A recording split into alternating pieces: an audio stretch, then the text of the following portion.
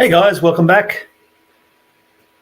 Finally returned from my Brisbane road trip and back in more suitable surroundings. A little colder, unfortunately, but at least I've got access to all my screens now and I can actually share some stuff better. Who we got in chat? So we've got a couple here already. Give us a shout out as you join. Hey Kev, it's great to catch up with you in Brisbane, and thanks for being a member, helping support the channel. It's definitely much appreciated. And I see Sensei has just joined as well recently. So again, thank you both for the support. Definitely much appreciated. What's this good morning stuff? Where are you, Sensei?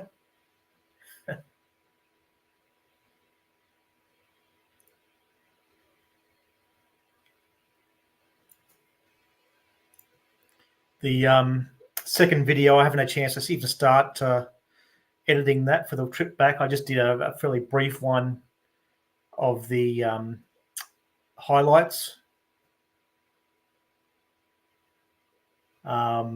So I'll do that when I get a chance. But overall, it was a fantastic trip. You've probably seen my trip up, the video from that. But $83 cost me for supercharging on the way up and $77 on the way back. And about $180 equivalent in ice would have cost me. Only actually spent 5 minutes waiting for charging on the way back, so it's actually better than the way up, which was fantastic. Yeah, I'll get a better background one day, mate. But,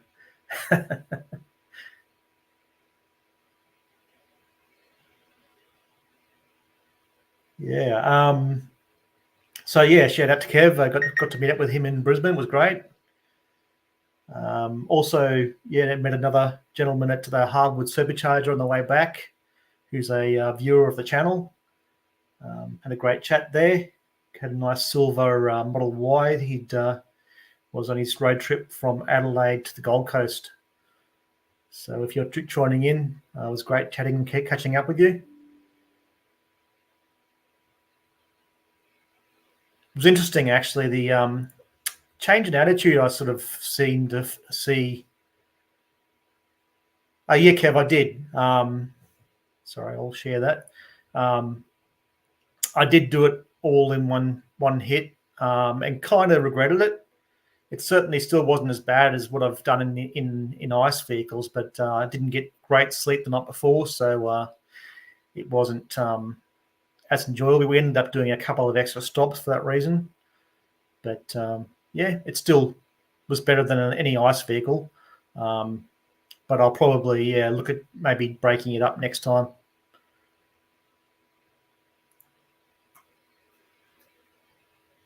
Also had pretty bad weather on the way back too. Well, we had bad weather on the way up, but it was worse on the way back. We had some pretty pouring rain for a good few hours, so it wasn't great.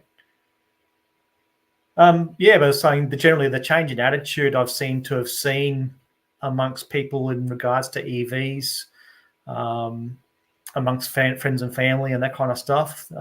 Quite a few of them now are looking at buying a Tesla, but I think people are starting to see through all the BS that's come through on the mainstream media and see that there's a lot of lies out there.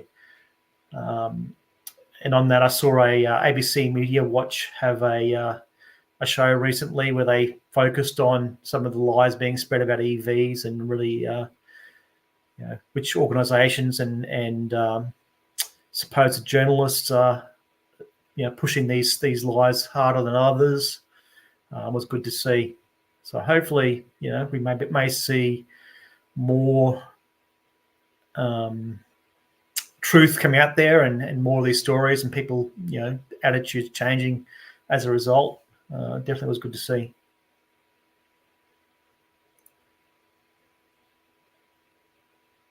Next Saturday, okay. Yeah. Yeah, I mean, look, it's more comfortable doing it with a brake. And like I said, the last couple of times I did it with an ICE vehicle, I did stop over in Port Macquarie, which the ICE vehicle, especially without autopilot and that kind of stuff, makes it a lot more fatiguing. The trip up there was great. I really only felt like I'd done 3 or 4 hours worth of driving, so it really I arrived there very fresh. But yeah, not having as good a night's sleep the night before driving back, I would have preferred to have broken that one up.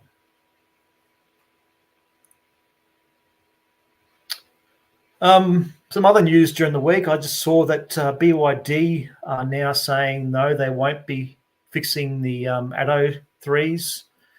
It's unfortunate, simply because they are sold prior to the opening of the Tesla superchargers is the reasoning they're giving it. And they're not even saying that they'll allow a paid option for people who want to get that charging. So I don't know. That's I was surprised by that. I really thought they would, given that it was such a simple fix on the seal. But yeah, I don't know. I'm really a little bit shocked by that, especially the fact that they don't have their own charging network, so they're totally reliant on other charging networks, and to not have the option for the biggest charging network that is out there and the most reliable, for those owners who supported them early on and bought the Atto 3s, that's very disappointing. At least if they partnered with a charging network to sort of try and help, get more of them out there, EV or anyone, just to charge Fox or something like that, to get sponsored, extra charging sites or something like that. I think that's pretty poor form. Oh, thanks, Sensei. Much appreciated. Do we know who got that? Oh, Andy. Awesome. Congratulations, Andy.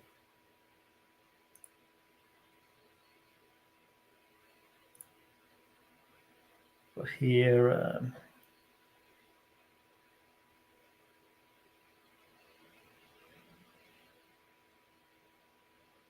Okay. Yeah, there is only a 7-day window. So you're looking at ordering it once you get to Adelaide?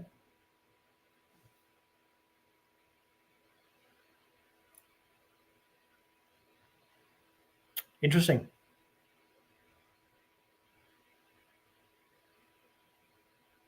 Okay, that's good news. I know there's quite a few people getting disappointed because they're still waiting quite a while after they were indicated their deliveries. It's good if that is accurate. Got a few other bits and pieces here we'll go through. We've spoken about the Cyberster, the MG Cyberster. Saw a little bit more on that. It looks like that's going to be closer to the 150K mark by the sounds of things. But it certainly is an impressive vehicle. It does look very nice. But got my stats here. So looking at 0 to 100 in 3.2 seconds, but only going to be available in limited numbers. So definitely a nice vehicle. I'm not sure if I'd be willing to spend 150K on one though. If you want the speed, you've got the Model 3 Model 3 Performance. Gee, Sensei, thanks very much. The Model 3 Performance is obviously a good option. Oh, Hal, great to see Hal get one. Yeah, I'm sure how the Roadster that's probably still a little while away, but still a nice car. I'd definitely like to have a bit of a driving one, that's for sure.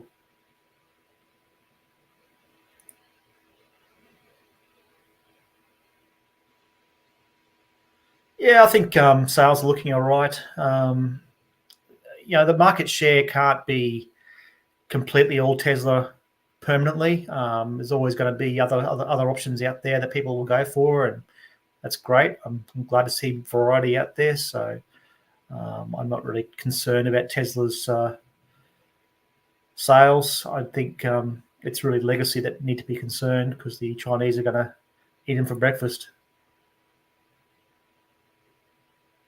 Speaking of the Model 3 performance, got a nice shot here of the Quicksilver Model 3 performance in China. Looking really, really nice. I really like that Quicksilver color. It's much better than the old one, but looks great. Apparently, Quicksilver is one of the most popular ones for the Model Y at the moment. I know a lot of people who have ordered Quicksilver, particularly with the white seats for some reason, seem to be waiting a long time. So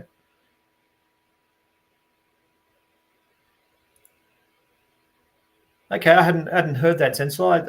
I'd be surprised. I mean, really, no legacy maker are currently making any profits. They're losing a lot of money per sale. So I'd be surprised if MG is able to do it. But I can't tell you either way. Be interesting to see, that's for sure. It definitely does look like a nice car, though. It's got a great look about it.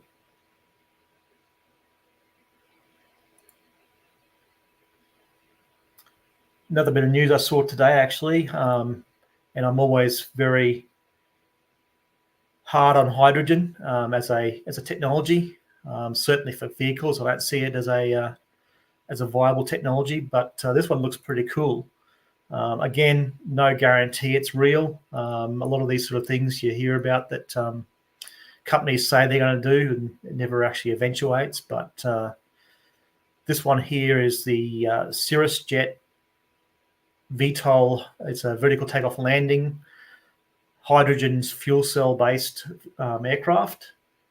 Seats 3, all ducted fans, 1,850 kilometers range. Supposedly a $500 refuel for that range. Does about 280 knots, which is not bad. 520 kilometers an hour, roughly. It's a lot faster than most helicopters. So if it's replacing a helicopter essentially with that vertical takeoff landing, that's pretty cool. Looking at next year, January next year, they're saying for first flights. So it'll be interesting to see if it lives up to all the hype. But that's definitely a great use of hydrogen if that works, and if it works as they're saying it will. It certainly hasn't proven any use in vehicle transport. Even heavy machinery are going to BEV now. But yeah, I'm with you, Kev. It just sounds too good to be true, but I'll take them at their word for now, and we'll see. Hopefully it does eventuate. It's got that Toyota type feel about it with all the new technology they keep announcing. But look, it's a potential. I think aircraft may be one area where hydrogen cells may make sense. Shipping, probably another one, but that's probably the only two I see that are really viable at this point. Although shipping's working quite well with battery electric as well. So it'd be interesting. I'm keeping my mind fairly open as much as I bag out some of the stuff that's going on with hydrogen currently, but we'll see. I think I mentioned this on Wednesday, the Wednesday night stream I did last week. The EV auto charging, bringing that Tesla experience for other brands. That's fantastic to see. Really am glad to see that. It looks like Tom has a video out where he's tested it out, which is excellent. It's only open to beta testing at the moment, so I'm definitely glad to see that. And hopefully, other brands will start coming on board with that too. There's no reason why they can't. If it's been proven now that it's possible, would be great to see. As far as superchargers, we've got a whole heap of new news for supercharging. There is the Clarendon Centre car park in South Melbourne, 6 version 4s. So that's the entrance there, obviously. So pretty handy location. Definitely good to see. There's another one that slipped by that has been announced as opening. It's in the Yandina area. It's actually the Buderim Ginger Factory, if anyone knows that area. Let's see here. It's opening next week.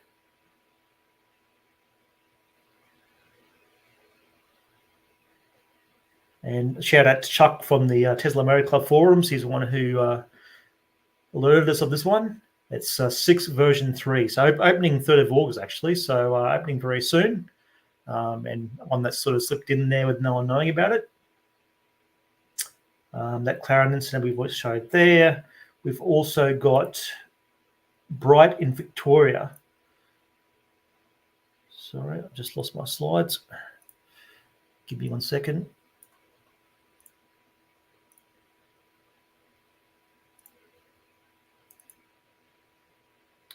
So it's been marked as coming soon for a while back, and there was another one installed about 20 kilometres away.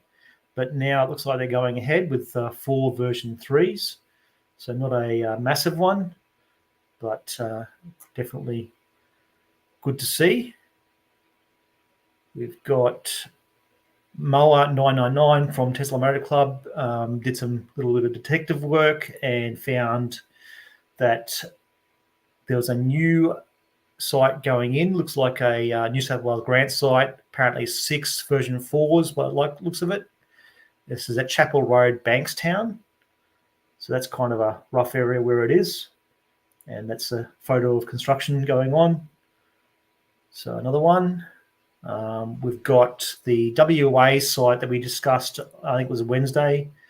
It's about 250 kilometres north of Perth. Greenhead, Dynamite Bay. So that one we already sort of talked about on Wednesday. But there's another one also now going in to the east of Perth, about 260 kilometres. So it's a good one on that Perth to Adelaide route. Again, this was Chuck from TMC Forums, dug this one up. So 4 charges. So we're seeing some good love coming from the Tesla supercharging team, which is fantastic.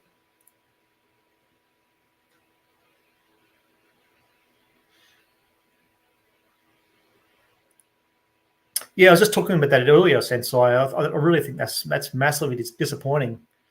I was very much thinking that they would come to the party there, but I think that's extremely disappointing that they've used the excuse that they were sold before Tesla opened up the superchargers, so they're not going to fix them. And that doesn't even sound like they're going to offer a paid fix.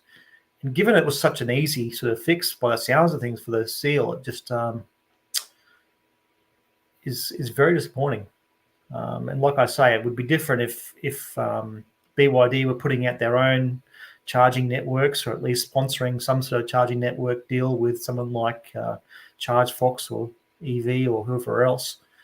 But the fact they're relying on other charging networks, and they hadn't tested obviously with the biggest network, and haven't got it working with the biggest network, is really a bit of a slap in the face for the early adopters of the 803. I got to do a couple of 803 rides around Brisbane using the Uber, and the drivers seemed very happy with them. It was good to experience it, but yeah, it's definitely looking that way, mate. It's they really seem to be improving that infrastructure on the Adelaide to Perth route, and I'm sure north as well as has been improved. So it's good to see. The Hay supercharger there, which will sort of help that Adelaide to Sydney route should be coming online in the next week or so. So definitely,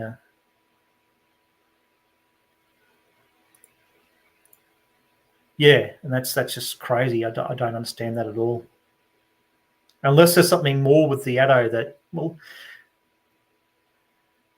they have got, I believe the new Addos are working. So unless there's a bigger issue with the Addo than there was with the Seal,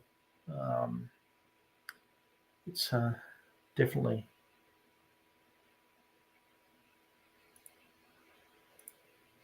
Oh, great! Oh, hopefully it's open in time. I know that someone said they saw Tesla people there doing the final commissioning. I think it was waiting on the electrical work as well.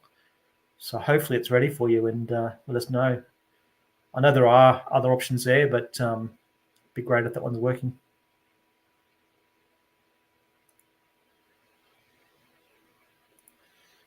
So what else we got here? Ampol is apparently installing 10 charging stations at Campbelltown. That's 335 kilowatt per 2 bays, so shared, but 10 of them. That's really great to see. It's probably the biggest Ampol I've heard of in Australia. And Campbelltown really seems to be becoming the charging capital of Australia. I mean, there's so many options there. It's crazy. We stopped there both ways up and back. Had lunch there on the way up and dinner on the way back. It's a great little spot there at the Tesla superchargers there, version 4s. So yeah, it looks like Campbelltown is going to be really spoilt for choice. The other interesting thing is I saw Ampol is moving into electricity retail as well. So it seems like Ampol's seeing the writing on the wall and knowing that the fuel industry is really a dead end for them, and they need to start diversifying. So it's great to see. It's great to see a big site by Ampol. I'm not sure if anyone else knows of any other big sites. Most of the BP and Ampol ones I've seen so far only have two chargers. I certainly haven't seen any 10 charging sites. So that's really good to see. Definitely let us know if you've seen anything like that. Okay, what we got here? So Kev. Okay, interesting. 8 stalls, that's good. Yeah, the more of these sorts of things we see, the better.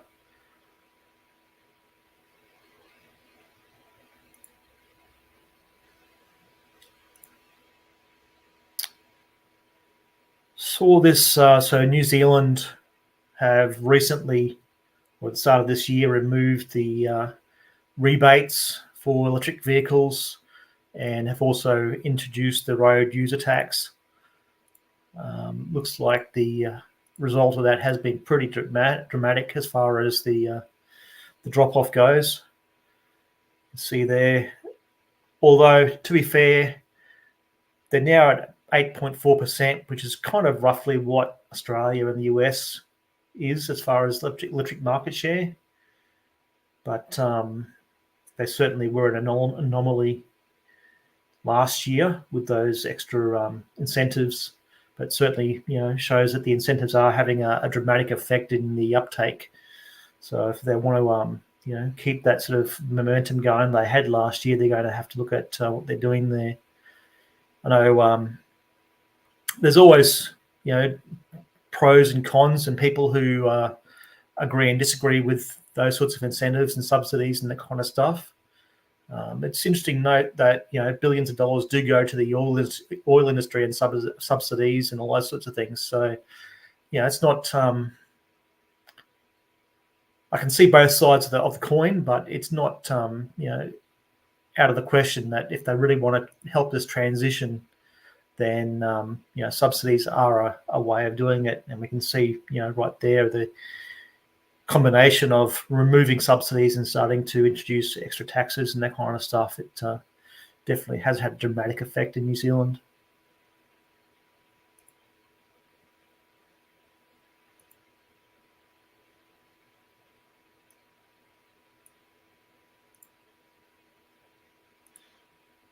Hey, Mark, good to have you here. Pheasant's Nest, yeah. I think I've stopped there once. Yeah. Chatamo, that's another one. It's kind of mandated with the government grants that they have to have a Chatamo port. Certainly, don't want to leave those legacy vehicles with Chatamo out, in the lurch. But the fact that we've got these, very small sites that have to have a Chatamo, which is a waste of space in most cases. I mean, 1 in 10, 1 in 20, maybe even, would be a good sort of ratio. So maybe it's time for the government to look at that requirement. And certainly we still want Chatamo support out there, but not every site should have Chatamo, especially when it's a small site. In my opinion, they're going to be not used not enough at a time, especially when you got peak times.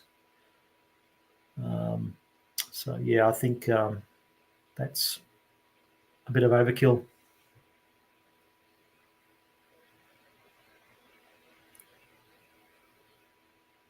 Yeah, fair point. There's still Japan. You're still making Chatamo, especially for imports. Yeah, but yeah.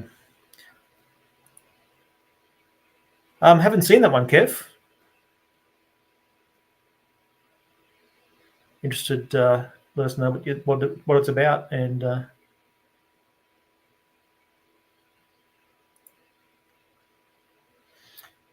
as far as versions, we see version 20.10 has released in the US for 12.5 FSD. Version 12.5 FSD. There's quite a few improvements, and the videos I've seen so far are looking very good. Definitely a improvement in what's the word, smoothness. So yeah, I'm looking at some really good videos on that. The upcoming for the point releases of 12.5. Well, the 12.5 as it is now is 5 times the perimeter count of the previous versions, and they've released it on hardware 4 initially just to get that up and running. But the indications are it'll work fine on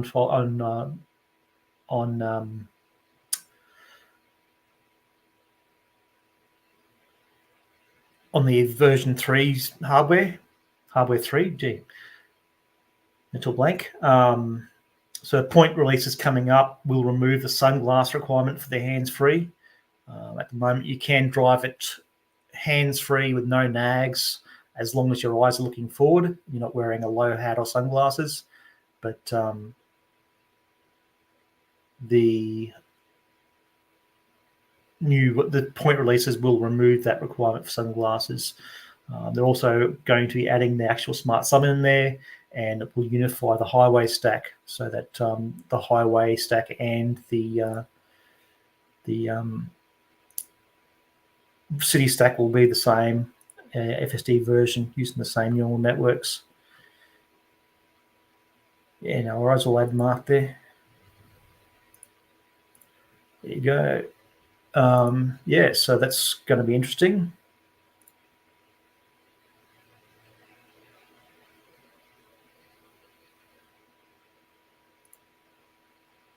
As soon as about to die. Okay.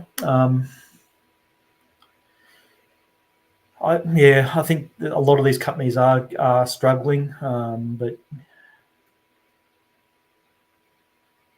I'll have to check that video out and see what he's saying. Sensei, you're so kind, mate. Thank you very much. Appreciate it. Amazing EV, Roscoe. That's awesome. He got that, so that's great.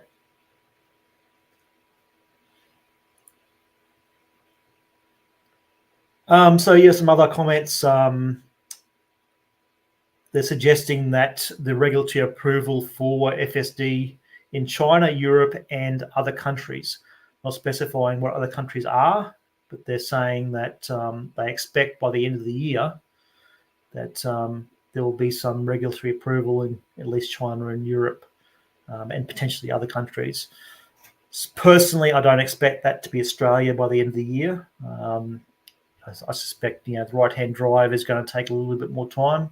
Though we know that they have been gathering data and they have had their own drivers doing testing in Australia. So next year is definitely a possibility, but be interesting to see if China and Europe do get it by the end of the year. Sensei, wow. Blake, congratulations. Too kind, mate. Thanks very much. The other tip information that came out, this is from the earnings call and interviews with along with the earnings call, that they're saying now that multiple OEMs are in some sort of discussions about licensing FSD. I don't expect anything to come of that too quickly, and they've indicated that that's going to be a multi-year project before anything starts happening with other OEMs, but it will be good to see. And I think, going back to that comment about Nissan, or if you're American, Nissan, if you're Australian, a lot of these companies are going to have to start looking at licensing not just FSD, but the actual technology for the software and the batteries and that kind of stuff, and really start looking at companies like Tesla or BYD or those that are able to make profitable EVs, because I don't see how these companies are going to survive otherwise if they can't. And I've mentioned it before that I think for Ford is one of the leaders as far as understanding the need to be able to become profitable. Jim Farley himself has said they really need to do that within the next 5 years, or they're in serious trouble. I suspect that there's a lot more companies that are in a worse condition than Ford is.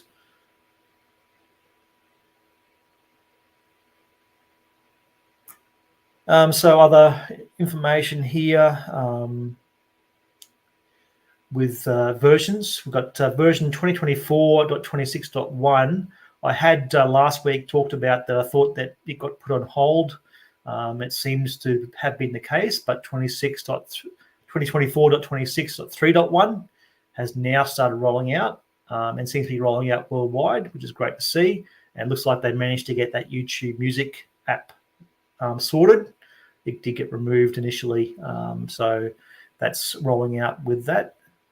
And this is being sort of dubbed as the summer update. I've got a little slide here I'll show on that.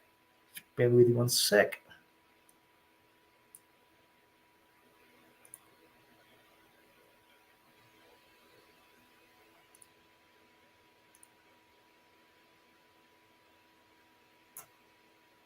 So yeah, Tesla are referring to it as the summer release. We've got the Apple Music, YouTube Music, some changes to some updates to the Castle Doombad, supporting touch as well as the controllers, the parental controls. I'll just go through this quickly because I know we've sort of gone through them before. But reducing acceleration, limiting speed, that kind of stuff, requiring all the speed limit warnings, sending a curfew notifications. Good to see. Some navigation improvements, including the sub-destination we discussed, where you can pick a particular area of a car park and that kind of thing. Great to see. Weather forecast, air quality, one-time scheduled preconditioning, great to see.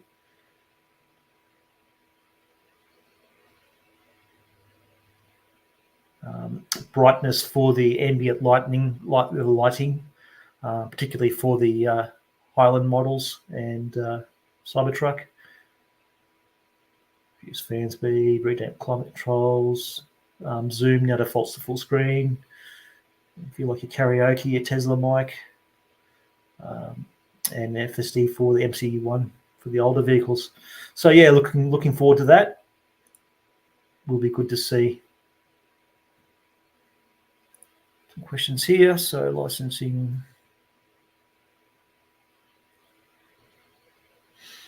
Yeah, interesting. We have seen that vehicle driving around with the relocated cameras, and my speculation on that is it's for the proof of concept for potentially licensing FSD to another vehicle that may have cameras in different locations. I can't see much reason other than that for them to be doing that, but could be wrong.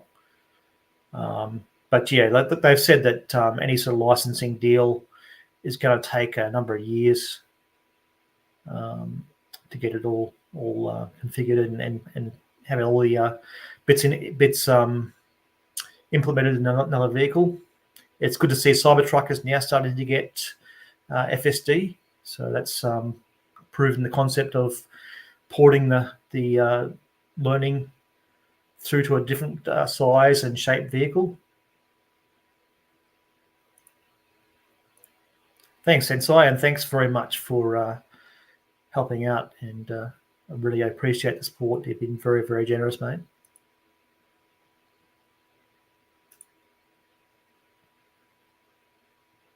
Yeah, that's very true, and I think that's where these companies that are really sort of dropped the ball in EVs and are not sort of reading the room as far as the fact that they are going to be the future. Then yeah, they are going to go the way of a Nokia.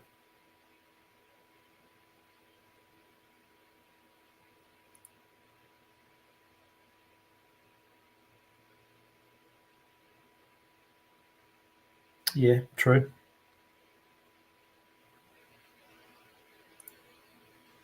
Yeah, they were good phones, and yeah.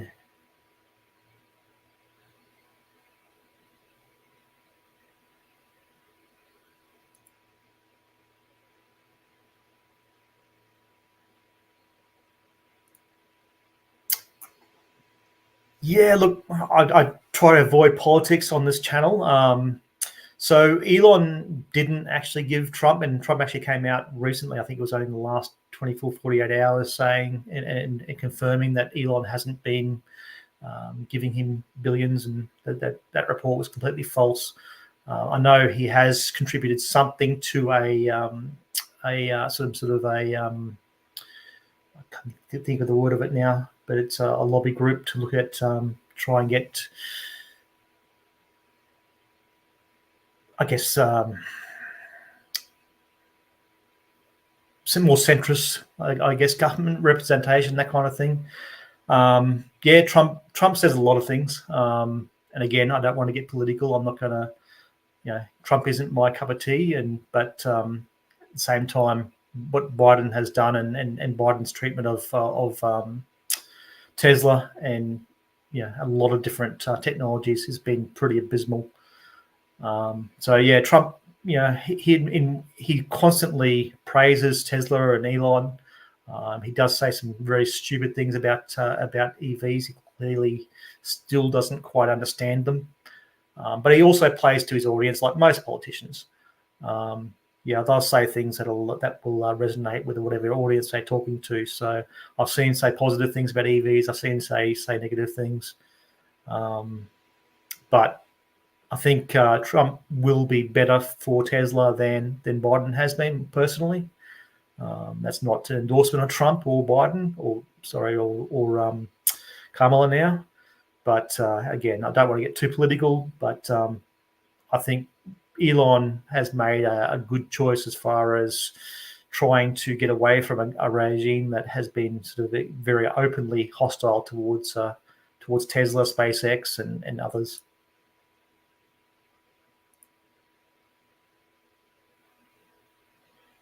Yeah, look, Elon's been quite open on the fact that he doesn't think the EV incentives and that kind of stuff, the battery rebates and all that sort of stuff are needed. I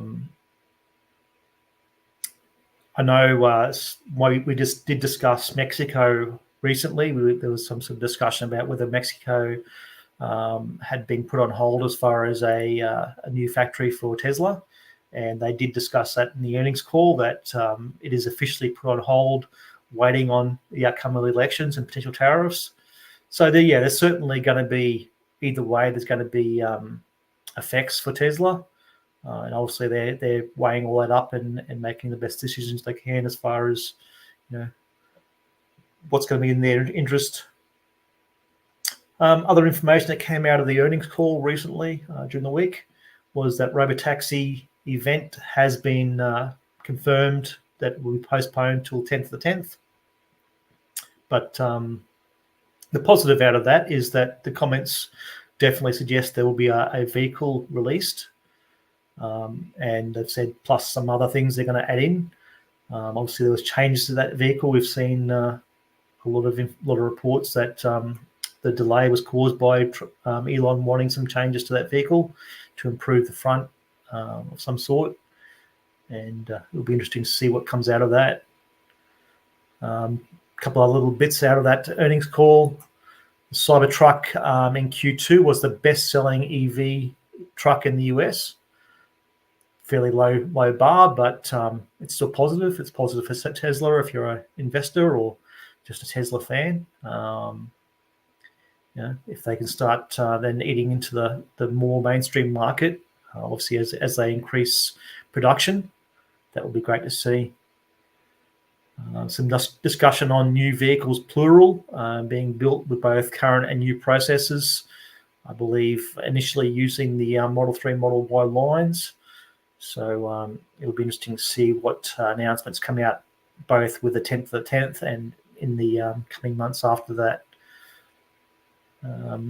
Revenues, we just sort of touched on this earlier, but auto revenue down about 7% year on year, but energy up 100%.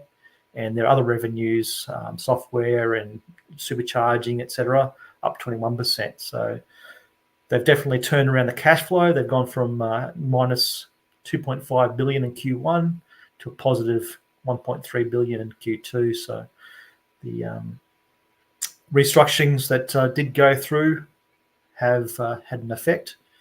Still over $30 billion in cash reserves, so they're definitely looking well and stable in that regard.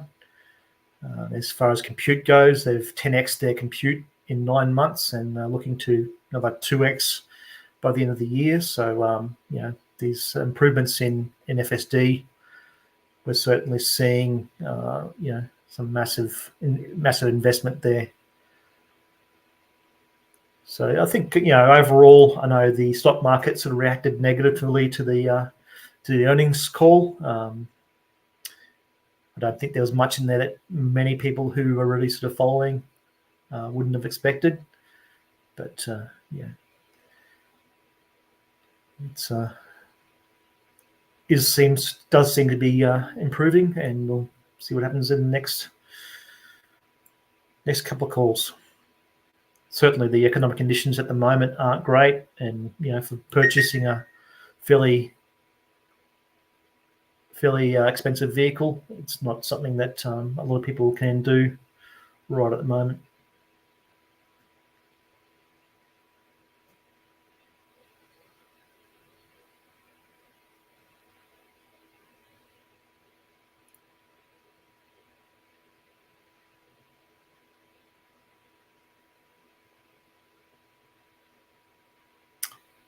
I'm just keen to see more options out there. I'm keen to see some more form factors in particular. It'd be great to see a ute and vans and that kind of stuff. Some of these Chinese brands coming out may start to introduce some more variety. I think at the moment there isn't a lot of that.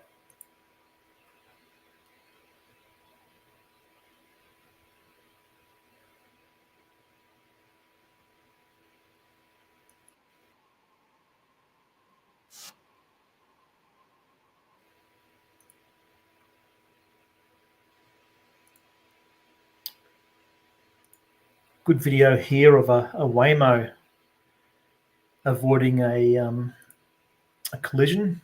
Just share that one.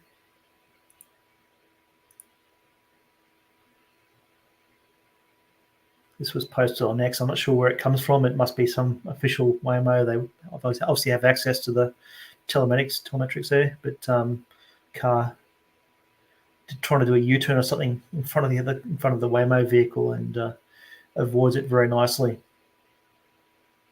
So good to see. I mean, there's so much needless carnage on our roads that these self-driving vehicles can hopefully start to limit.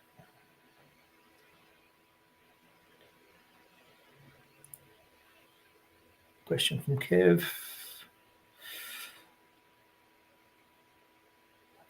Mate, I couldn't tell you off the top of my head. I think it would be a significant amount.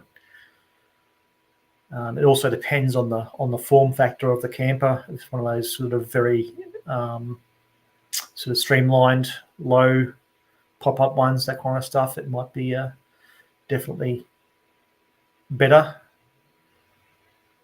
I know there's certainly a number of people who've done trips around Australia towing a small camper trailer. Maybe see if you can find one of those on X or something like that. You might be able to get some information. I did speak to someone actually on X that I'll hopefully get on the channel at some point. He's currently doing a trip from Perth through Adelaide and up the East Coast in a Model Y, and seems to be having a great time. So I'd love to hear his feedback on the experience, and I have talked to him about coming on, which he seems positive about. So we'll see if we can get him on some point.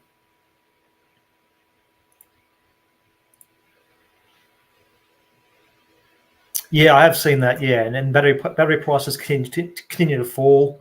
There is also the repair option. I know there's a couple of places in the US that are talking about the ability to repair a battery and replace a couple of faulty cells, that kind of stuff, for a couple of $1,000. At the moment, I think the problem is that they just don't have the volume of faulty batteries to be to have a worthwhile business. So certainly, yeah, 7 or 8 years is still a fallacy. But yeah, no, I did see that video. And Ryan does some really great videos. I really like the way he presents things and does it in a way that is kind of fun and different, and hopefully gets through to people. But yeah, I think there's I really think you're looking at, with current battery technology, more than 20 to 30 year type of time frame before a battery is degraded to a point where it's not really usable in a car anymore. And by that time, there'll be certainly plenty of options. They'll certainly outlast the standardized vehicles for sure.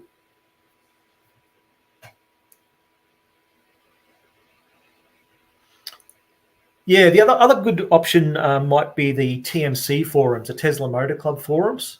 There's a few guys on there that have done long trips. I don't know if I've seen many on there that have done with a camper trailer, but you might find somebody who has. Or TOCA. If you look up the Tesla Owner Club of Australia, somebody there might have some experience with towing.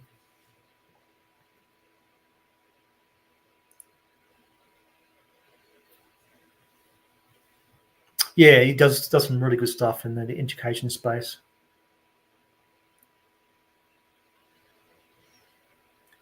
Yeah, I mean, like, it's definitely going to have an effect, that's for sure. As long as you're not relying on long stretches without good charging, it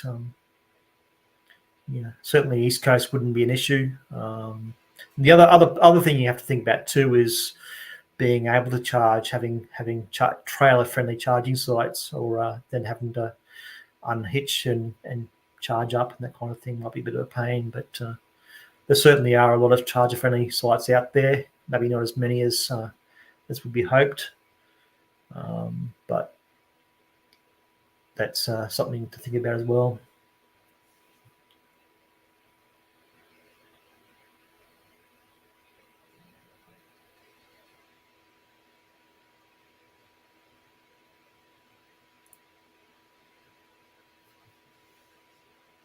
Yeah, absolutely.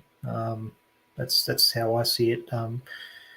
Yeah, I saw that about the wood ingress and that kind of stuff in icy areas.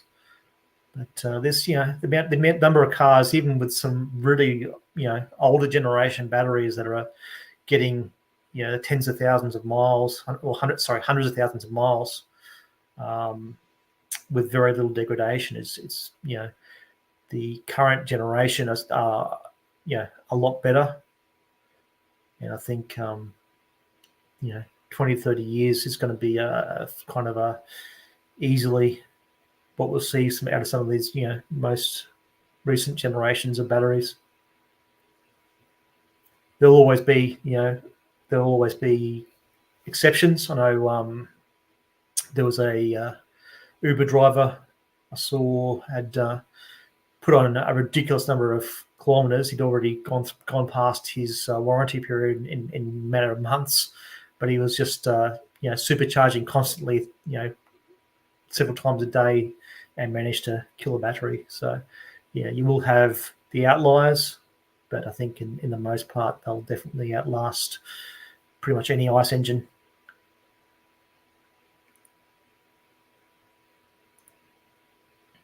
Yeah, definitely would be a nice trip. Yeah, I think. I mean, it's been done, so it's definitely possible. You definitely, I think, want a long range vehicle. But even worst case of having to stop at a trailer site and plug in overnight, even 240 volts if you have to type thing, definitely doable. You'd want to take that pretty slow, so yeah, 4-week trip, and see the sights. Yeah, and obviously if you're in a hurry, it's not going to be a great option, but for a nice slow trip to really see sights and see some of the towns and the way and that kind of stuff, I think it definitely could work.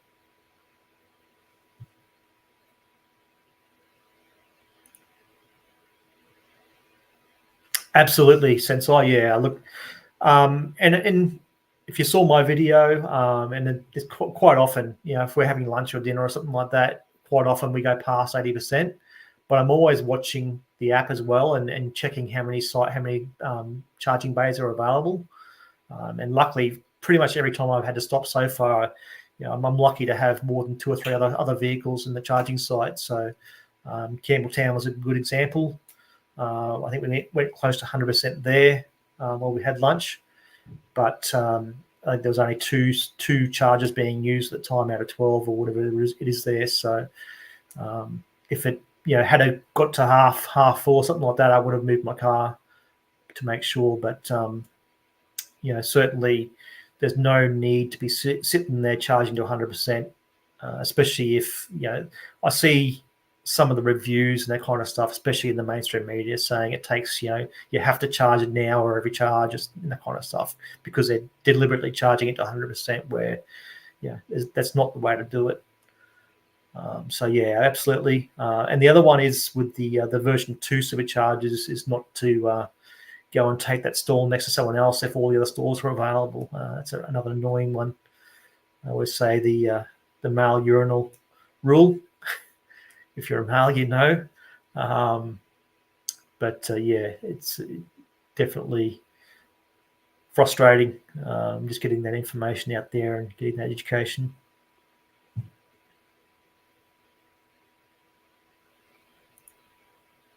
Yeah, where's the fun in that, mate? That's easy. You've got to tow your boat across the Nullarbor. You know that. Everyone does it every day. Yeah, that's a big one, and that's people who are worried about range anxiety, that kind of stuff. You get so many more options in an EV than you have in a petrol vehicle. Even the trip I did from the Great Ocean Road through to Adelaide there, so I was in the middle of nowhere on the the Victorian South Australian border there, and had to reroute. When I went to reroute and look for food as well, there was more options there for charging than there were for petrol stations. Trying to find a feed. So yeah, look, and that's not even counting the 240 volt option. So there's always a way out, especially if you're on a around Australia trip or something like that, where you're not really worried about getting there fast. It gives you opportunities to stop somewhere and really see the town or whatever it is, and stay there overnight and leave it charging. Even some of these remote towns, the showgrounds or sporting fields have a 3-phase option. If you get the pack with the 3-phase tails for your UMC, that's another option to give you a faster charge. I know a lot of people who've done those sort of trips rely on those, and a lot of these towns will either say, yeah, go for it, plug in, or you pay them $10 or whatever and plug in and get a faster charge. It's all great options. But yeah, I definitely recommend getting, if you're going to do a trip like that, get one of those packs that have all the different tails for the UMC, the 3-phase, and obviously you get your 15 and 10 amp, but the 3-phase one is definitely a handy one, and a Type 2 connector as well. And the other option there too is that the Tesla Owners Club of Australia, they will generally lend you out a pack with all the charging cables if you're going on a trip like that.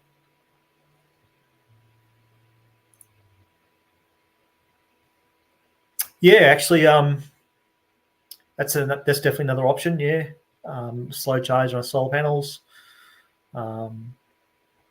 There's those sort of flexible ones. I was actually at a coffee catch up with some people yesterday, and we had the owner of a solar company here in Australia, Sunstack, who had a little portable battery. We were trying to see if we could get that to charge a Model 3. I got it on video, but I haven't had a chance to do anything with it yet. But it didn't actually work. It was only putting out about 2.5 amps. So it's 300 watt battery from memory. But yeah, the idea was it might sort of act as a emergency jerrycan in some situations. It's obviously designed for a camping trip, that kind of stuff. It had 240 volt outlets on it, and USB charging as well. But we tried that on a Model 3. It managed to activate the charge flap, but nothing more than that. It came up with an error on the UMC, so it wasn't quite powerful enough. Apparently, there are ways to make it work, trick it into working, but yeah, like Kev's just said there.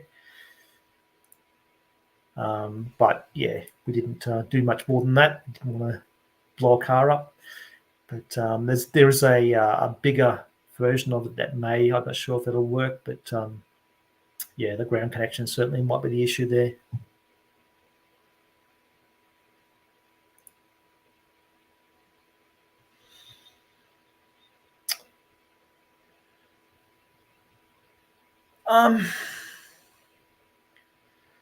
I mean, I guess the first thing is the price difference, the two vehicles.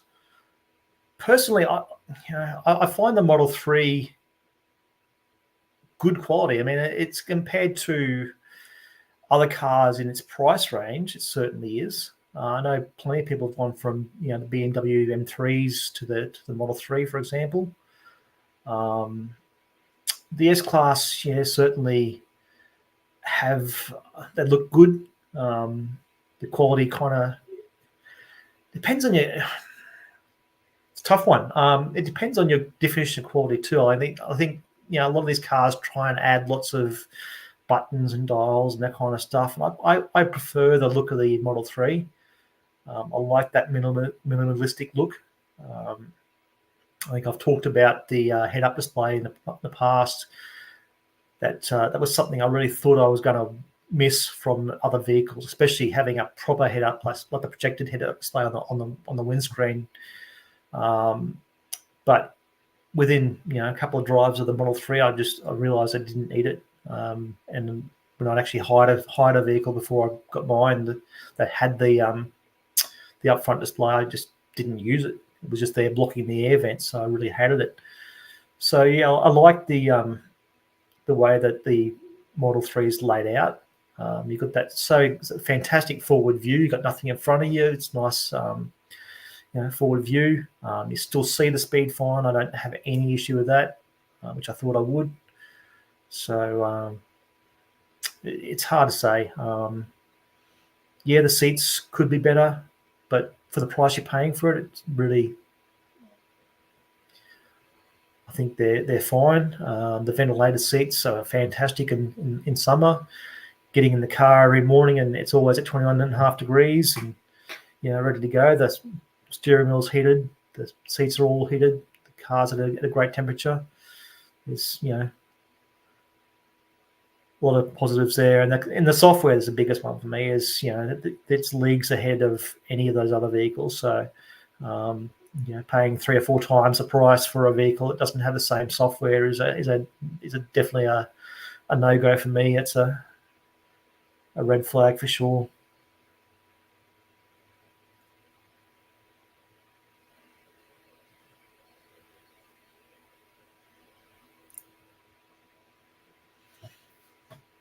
Yeah, interesting. I certainly, I see a lot of people who aren't techie that love the Tesla as well. So it's a bit of a generalization. I don't know. There's certainly those that that the Mercedes, BMW, Prestige, so-called Prestige, is such a thing that they won't drive anything else. But it's interesting.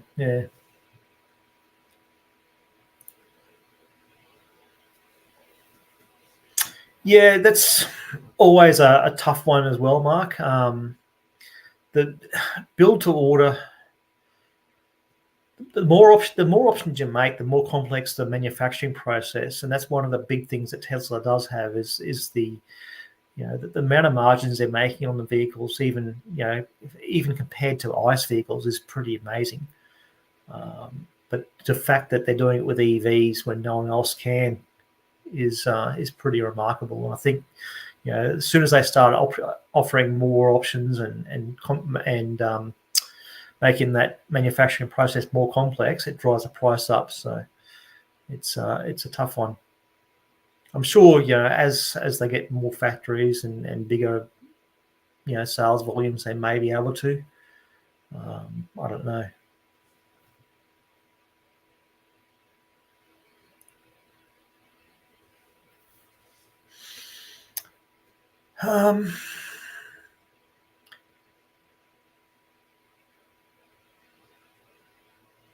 Tough one. I do like the white seats. I like the white door cards. I wasn't so fussed on, and the wife vetoed white seats, so there was no question there. I'd probably go. I'd probably stay with black, to be honest. The white does look good.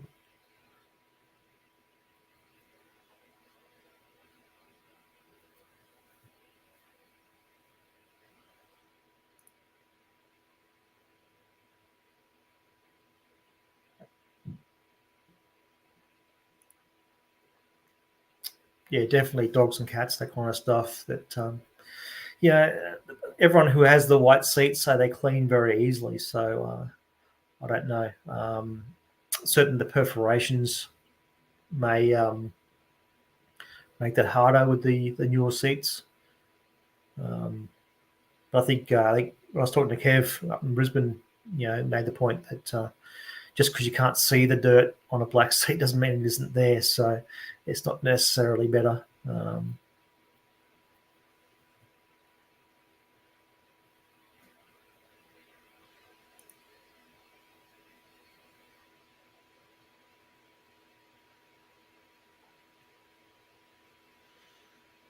What else we got?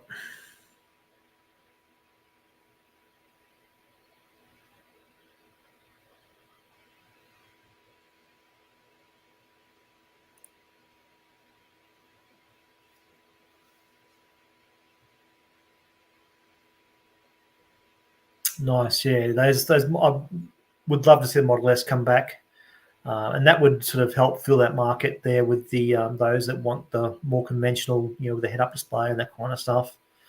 I'm still hoping that a refresh of the Model S, Model X does happen and brings in that steer-by-wire capability, which may then open the door for a right-hand drive conversion more easily, or right-hand drive production again.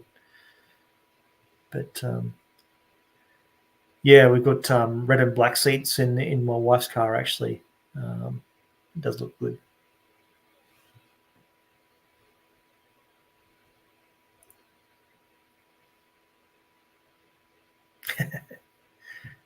Nice. So yeah, the white seats do look good,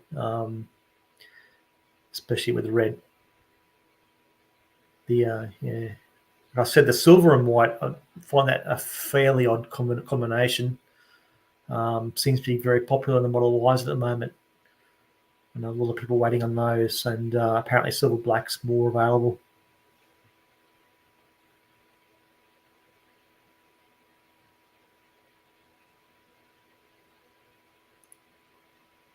Yeah, I do own Tesla shares. No other companies, no other BEV solar companies, no. But yeah, I do have a reasonable number of Tesla shares. I think things are, some of the stuff that they're doing is really going to start paying off. I don't see them as just a car company at all, and certainly some of the compute and other bits and pieces they've got the lead on are really exciting.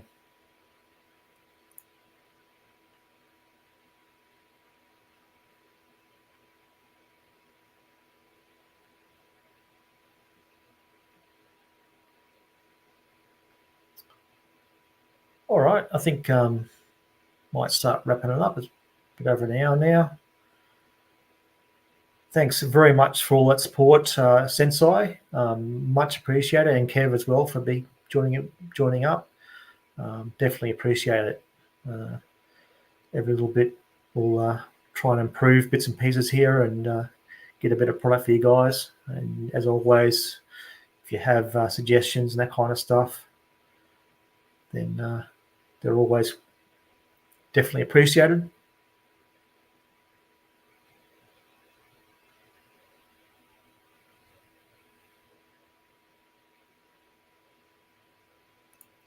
I just went with the standard ones, Kev. Definitely, obviously, the range improvement. Range is better with the standard ones.